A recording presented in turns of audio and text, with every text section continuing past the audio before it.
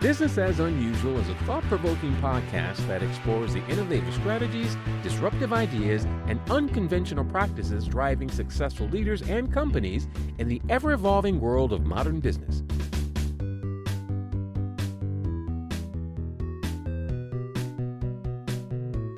Subscribe, comment, and share for weekly inspiration with our host, Aicila. Welcome to today's episode of Business as Unusual. Today, I'm chatting with Melissa Snow, founder of the Powerful Women Rising community. We're going to unpack why authentic networking is so much more than a sales pitch and how you can make it feel good, even if you're shy, introverted, or just tired of traditional transactional approaches. Get ready to rethink what business connections really mean and how they can work for you. Welcome to the show, Melissa. Hi, thank you so much for having me. Well, I am super excited to be chatting with you, and just to give you guys a little bit of information on Melissa, she is a business relationship strategist, and she's dedicated to empowering women to thrive in entrepreneurship. So listen up. After establishing and growing 2 successful businesses, she founded the Powerful Women Rising community, which provides women with strategy, connections, and resources they need for real business growth. She is also a speaker and trainer on a mission to revolutionize networking, promoting authenticity and genuine connections over salesy weirdo tactics. We'll definitely be talking about more of that. She is the host of the popular Powerful Women Rising podcast and lives in Colorado with 2 dogs, a cat, and any number of foster kittens. She loves iced coffee, Taylor Swift, and buying books she will never read. So there you go. There's a little bit about Melissa. That's me. All the important parts. The foster kittens, I mean, I feel like that indicates that you have some real discipline, because to take a kitten in and then allow the kitten to leave, that first part I think a lot of us are okay with, but that second part I feel is unique. Yeah, that's funny. I was just having this conversation this morning with another foster, and I said, people say all the time, like, oh my gosh, I could never do that. I would have such a hard time letting them go. And what I started doing when I first started fostering was, anytime my cats or my kittens got adopted, I took a picture of them with their new family, and I print those pictures and I put them on the wall in the foster room. And looking at that wall of pictures just reminds me all the time, like, those cats were never meant to be yours. Those cats were always meant to be with those people. And that actually really helps a lot. And I've been doing it for 2.5 years, and I've only had 1 foster fail. So I feel like I'm doing pretty good. I mean, it sounds great. And that's really beautiful, honestly. Thank you. I don't know why they call them foster fails. I feel like that should be like the foster success. What is a foster fail? That's like when you end up adopting your foster. Ah. But I'm like, that's not a fail. That's awesome. Yeah. You just bonded. Yeah. That kitten really was clearly the right one for you, because you've had a lot of options. There were many kittens in the sea, I guess. Yes. I don't know how. Way too many. There are lots of kittens in the sea. One of the things that you mentioned that you wish more people knew was that a lot of people believe that networking isn't really an effective business growth strategy if someone's introverted, anxious, neurodivergent, or shy, and that you really help people to understand how to network in a way that feels good to them. And I totally agree with you, so this might be boring for people because we're probably just going to be like, that's so cool, that's so cool. I just feel like, even if you're shy or neurodivergent, you tend to have relationships, and networking is all that is relationships in a business setting. So I'm really curious how you approach that with people, or what you've seen that is effective or helps people to kind of get it. It doesn't have to be this salesy weirdo thing, as you said in your bio, and more about really connecting with people in a way that actually feels good to you. Yeah, absolutely. And that's one of the reasons I really wanted to be a guest on your podcast, is because I love the idea of doing things different than usual.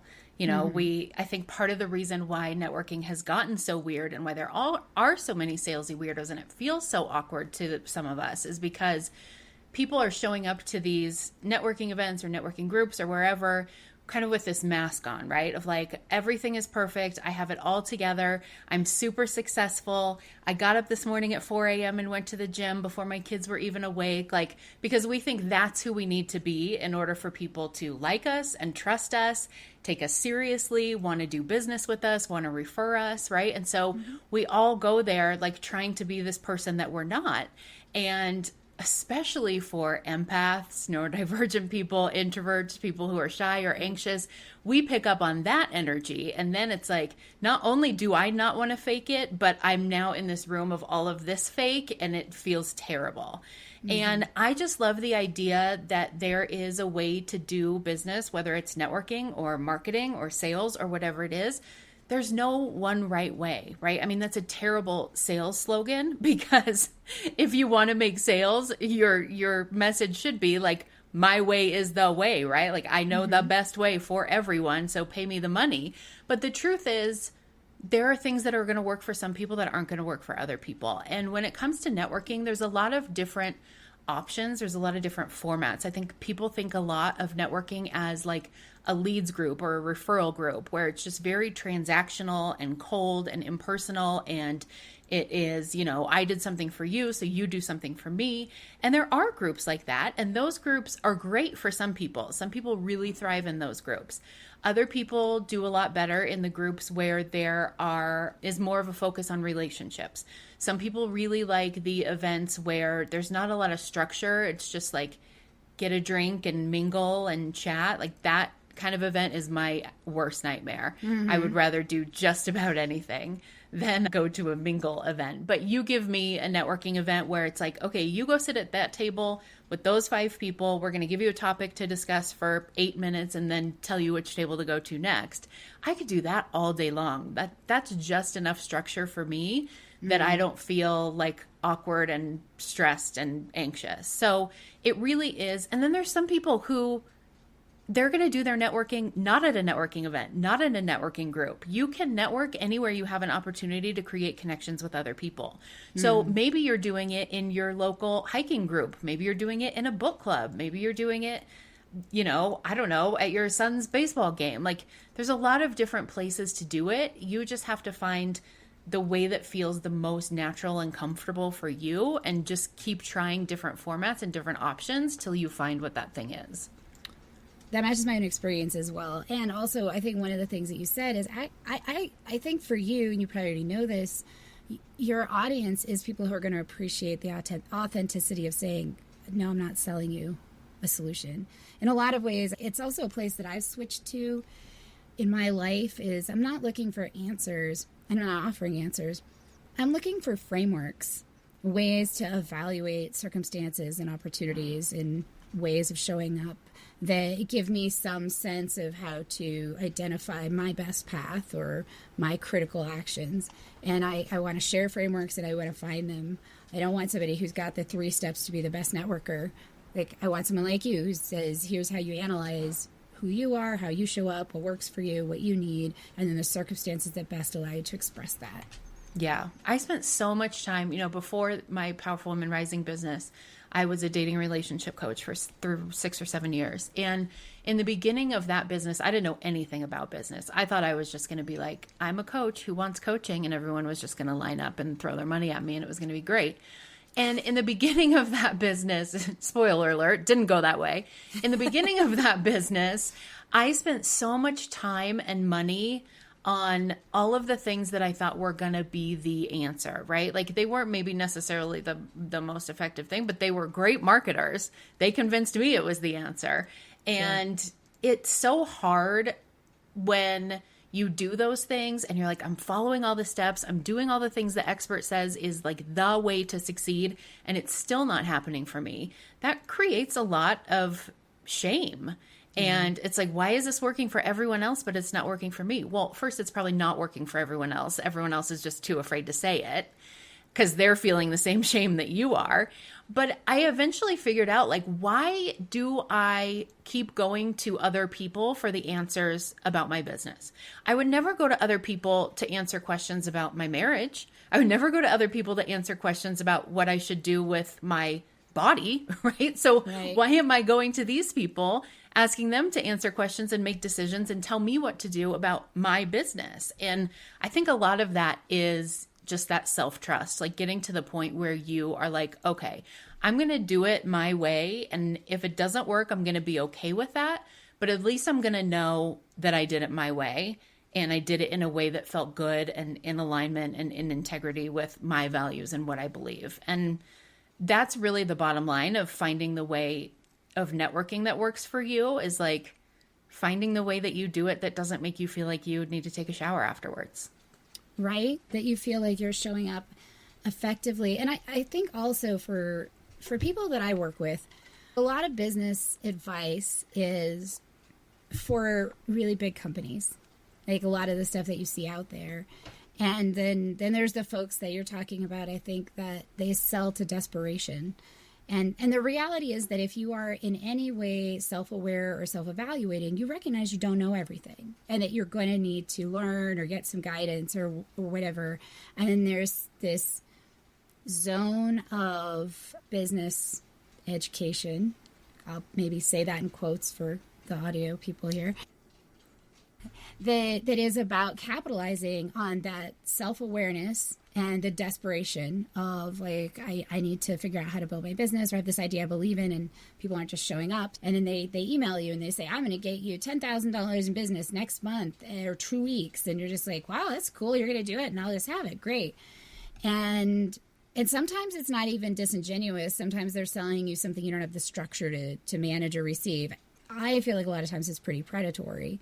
Yeah. And that I'm right there with you in that when I work with people, my first step is to say, like, let's start with how you want to do it is just fine. Might even be the best way possible. Let's, sometimes people aren't ready to hear that. So that's fine. We'll just start with whatever you can receive. And then once you feel that clarity, like you're talking about, like, I'm okay, I got this.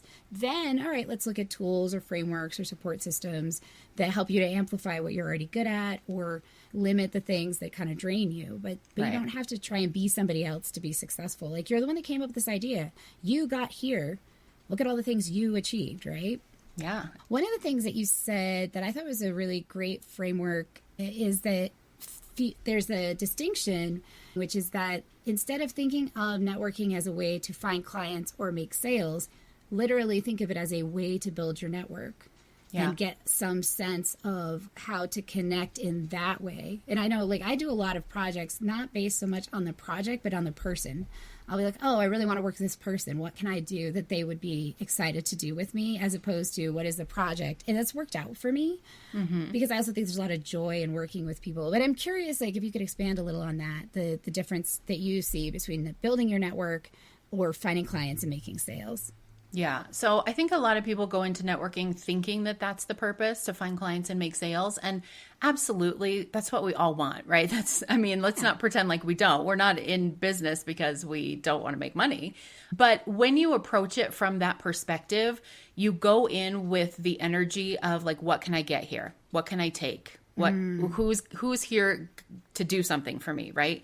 And that's very salesy, weirdo energy. And you're probably going to say things or act in a certain way that is going to be off-putting to people, because just as you came there to sell your thing, everybody else came there to sell their thing, right? They didn't come to buy your thing. Like, nobody shows up at a networking event. Usually, I shouldn't say nobody, but typically people don't show up at a networking event like, who can I buy from? Who at this networking event has something I want to buy, right? Most people are going, who wants to buy something from me? And so when you shift your focus to, I'm not here to sell, I'm not here to find a client, I'm here to grow my network, that really changes your energy, and it changes how you approach conversations. It changes how you show up when you are talking about what you do. And it changes the impression that people are getting of you when you're introducing yourself or when you're having a one-on-one conversation or whatever it is. Because you're just approaching it from a very like curiosity place, right? Like, I just want to know about you. I'm really interested. I never knew that was even a thing. How'd you get into that? Like, and that's what people really are drawn to. There are actually studies they have done of the brain that show that the same part of the brain that lights up when people feel loved is the same part of the brain that lights up when people feel seen or heard. And so if you're showing up to these networking events, making people feel seen and heard, you are automatically creating a connection with them. Like, they're going to be like, I like this lady and I don't even know why. Like, maybe I can't put my finger on it, but I want to know her better. And when you are approaching it from the perspective of growing your network, that really helps you be more intentional, because you can think like, where are the gaps in my network? And that's going to change from time to time, right? Like maybe right now your focus is really on speaking. You really want to get on stages. You really want to be a guest on podcasts. That's really your like visibility strategy right now.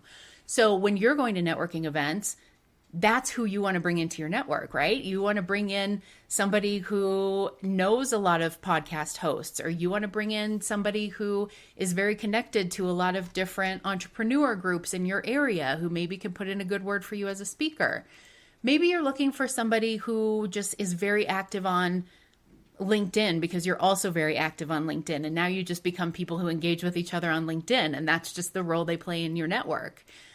So there's a lot of different roles that people play in your network. But the way I like to think about it is there's a definition of networking from like 1914 that is a broadcast system of multiple transmitters. Now, obviously, this was talking about like radio.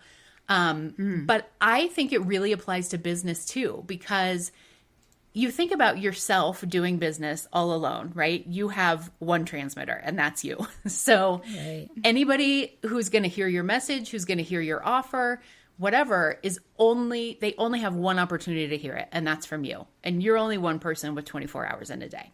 Right. You can only do so many coffee chats. But now if I have a relationship with you, and you become a transmitter, you're a part of my network, and I have a relationship with Sally, she's part of my network. Now I have two more transmitters, right? So I can get my message not only to the people in my network, but I can get the message to the 100 people in your network and the 100 people in Sally's without me having to go meet those 200 people at a networking event, have coffee chats with them, send a follow-up email, do all the things. And at some point, you are sending those people, the right people, to me as warm leads, even though I've never had the conversation with them, because they already know, like, and trust you. And so if you know, like, and trust me, that's good enough for them. So that really is like the big picture of how networking is meant to work. And I think when you think of it more like that, just as that, like creating a genuine connection, building a real relationship with someone, looking for ways that you can provide value, what can you do for them? How can you support them? That's really the foundation of how those relationships get started. Yeah, I like the network, like the radio networking concept, and that's kind of, I haven't thought of it in that way before. That's really interesting. Yeah. Thank you. So what does success look like to you?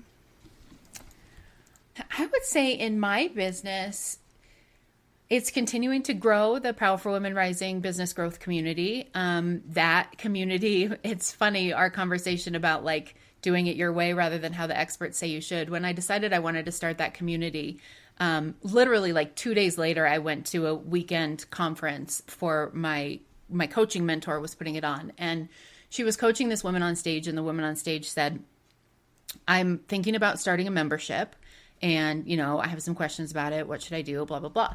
And the lady said, have you made six figures as a one-on-one coach yet? And she said, no. She said, absolutely no membership. She said, nobody should be starting a membership unless they have consistently proven that they can make six figures as a one-on-one coach. And I was like, oh, well, shit. Like, I literally had just spent days like, oh, I'm going to do this. I'm going to have this membership. This is going to be amazing. And then like all the wind was taken out of my sails. And I was like, okay, now what am I going to do? And then I thought about it more, and I'm like, I know the reason I want to build this community, right? Like, it doesn't make any sense to be teaching build your business through connections and relationships, but let's do it one-on-one, right? Like, it just makes so much more sense. Let's do it in a community. And so that was really like me trusting myself and knowing maybe this is going to be slow. Maybe there's going to be a big learning curve. Maybe it's going to be hard to sell because networking is more of a slow burn than an overnight success. You know, I was listening to a podcast you just did recently about visibility versus connections. And your analogy was so good about when you're hungry and you eat a bag of Skittles. Do you remember this? Yeah. Okay. You're like, wow, what did I say? That's so fascinating. Thank you. And basically what you said was like, you're hungry and you eat a bag of Skittles, and that's like immediate gratification, right? You're like, oh my God, that was so good. I loved it so much. But after that immediate gratification, you're still hungry. You've not nourished your body. You haven't really done anything for your long-term success. You just have fixed it in the moment. Versus connection, which is you like actually preparing a meal, buying groceries, getting a vegetable, cutting it up, cooking it, right? Like that takes longer. It takes more effort, and it's so much more satisfying, and it's so much more sustainable because you're not going to be ready to eat again in 30 minutes. And so I kind of think of networking as that like meal. Yeah. And so that's really my mission and my definition of success, is to get more entrepreneurs to realize that networking really is like the most underrated but sustainable form of business growth that there is. And I really feel strongly about the Powerful Women Rising business growth community, because I think there's nothing else out there like it. There are networking groups, and there are like business coaches or coaching groups or mastermind groups. There's nothing. So you have to choose one or the other. Right. There's nothing where you get to do all of them in one place. And seeing the connections that have formed among the women in the community, because they're not just having networking conversations, they're also helping each other work through business challenges. They're celebrating each other's success. Like it just creates such a different and amazing dynamic where they are like rooting for each other almost as hard as they're rooting for themselves. And so for me, success is just continuing to create that culture and build that community for people. Yeah, I mean, it sounds amazing, and very much needed. And I think to your point about for me, it comes down to that default behavior. Like things become trendy. So everybody wanted to have a membership group for this period of time. And it's not for everybody, because it does require that you foster connections, that you show up in certain ways, or it's just another empty Facebook group or Mighty Network or whatever it is that people are like, oh yeah, did I pay for that? Right. So I think that there's the tending to it that, much like what you talked about when you started your business, there's this period of time where people are like, oh, I'm going to start a membership and it's going to be everything. And it's like, no, that's actually how it works. You have to actually be interested in the fostering of things. So, right. And you're like trusting yourself, especially with what you're doing. A membership group just seems like a no-brainer. Like, yeah, this is a place for people to connect, for you to help people kind of see a sense of how that can show up and affect things. Yeah. So, and it's cool too, because it gives people who think they're bad at networking, who think networking isn't for them, who think they're too shy or too weird or too imperfect or whatever, a place, like a safe place to practice, a safe place to like realize that they can be good at networking and practice talking about what they do, practice creating those connections. So then when they go out in other more traditional networking groups, they feel more comfortable and they're a lot more effective in what they're doing. Yeah. What advice would you give your 18-year-old self? Oh, geez, Lord. Nothing, because she would not listen. I would not say anything. I would not even bother wasting my breath. Gosh, 18. You know, I think the biggest thing for me would be, if I would listen to myself, would be trust yourself and make your own decisions. You don't have to do the thing just because it's what you're supposed to do. You know? Yeah. I mean, I graduated from high school in 1999 and I was, you know, I come from a white, middle class, educated family. And so I'm recognizing my privilege in what I'm about to say. But it was very, like, college wasn't even a choice. It was just like a given that you were going to graduate from high school and you were going to go to college. And then it was a given that you were going to graduate from college, get married, have a baby. It was a given that you were going to go work for somebody else, right? And all these points in my life where I realized, like, I don't actually have to do this. Like, there was a point in my life where I'd never even stopped to think, like, do I want to have children? Like, of course, like that's just what you do, right? And then all of a sudden one day I was like, do I want to have children? Mm-hmm. And then becoming an entrepreneur was something that never occurred to me because that just wasn't on my radar. Like, you don't take a risk like that. You go get a job, a good job, you work your way up, you do what you need to do, right? And it doesn't matter if you're miserable because they're paying you well. And so I think just that of like, you don't have to do something just because it's what everyone else is doing, just because it's what is expected of you. You can trust yourself to make your own decisions and decide what you want to do, right? And what's something you're excited about in your business? I have been hosting these monthly virtual speed networking events that are open to the public. You don't have to be a member of the Powerful Women Rising community to join. And I've been doing it for almost 2 years now. And they've grown from, I think our first ones, we probably had 20, 30 people. And now we have usually somewhere between 60 and 100. Women from all over the world come, entrepreneurs in all different industries. And I do it the first Tuesday of every month from 11 to 12 Mountain Time.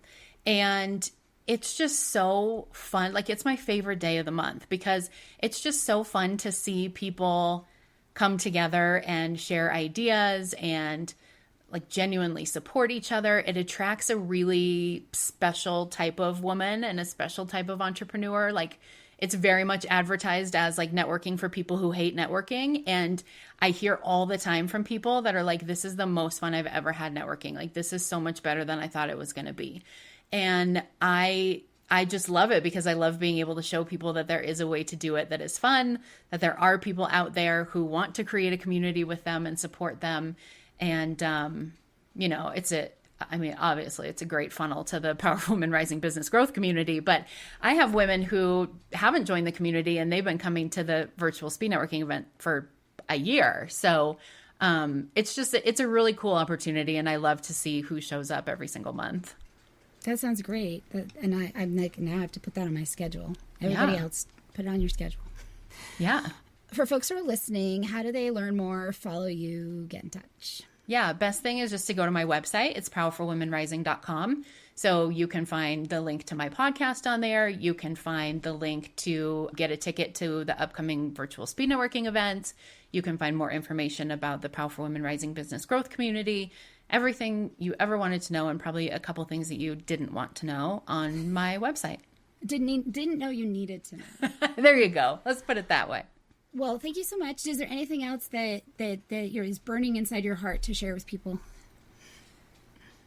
I would just say, if you are somebody who has tried networking and you don't like it, or you think that it doesn't work, or you haven't tried it yet because you think you're not going to like it, or you think it's not going to work, I would just encourage you to keep getting out there and trying different formats. You can try virtual, you can try in person. Like I said, you can try the more structured, the less structured, but keep trying until you find the thing that works for you. It's like, I use the same analogy that I used with my dating coaching clients. Like, you're not going to go on one date and it's horrible, and then you're like, dating is horrible, I'm never doing it again. I mean, you might, and that would be legit.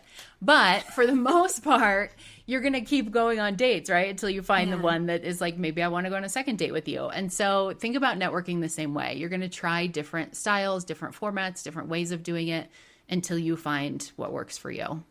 Mm-hmm. That sounds great. Thank you so much. I really appreciate you joining me today and sharing all these different things that you've learned and with my audience. Yeah, thanks so much for having me. It was fun.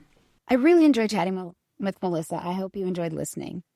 I appreciate her myth busting around networking for introverts, empaths, and anyone who cringes at salesy tactics. And just the way that she really focused on the importance of finding a networking formatting that works for you, and remembering that networking is about building connections, not about trying to ace that sale in the moment.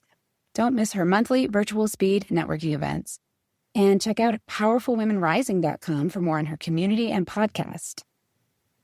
Next week, I'm going to talk to MC Lauscher. We're going to dive into why most traditional financial advice fails business owners, and he's going to share his contrarian strategies for achieving real financial freedom, including things like becoming your own banker and building lasting wealth through simple alternative approaches. Thank you for tuning in to Business as Unusual. Remember, in this ever-evolving world of modern business, it's not about fitting in, it's about standing out. See you next time. Stay curious, stay innovative, and always keep it unusual. I hope you enjoy the show. I love making it. If you did enjoy it, consider hopping over to the review portion of the platform you listen on and letting other people know about it. Or share the episode or the entire show with a friend, or subscribe to the show. definitely reach out, get on my newsletter, follow me on social media, and let me know what you like, what you don't like, and what you'd like to see in the future. While we love our guests, appearance on the Business as Unusual podcast or any Bicurean consulting production is for information purposes only and is not to be considered an endorsement of their business practices, or character. Please properly vet anyone you find through this podcast and generally before you do any business with them. Thank you for listening.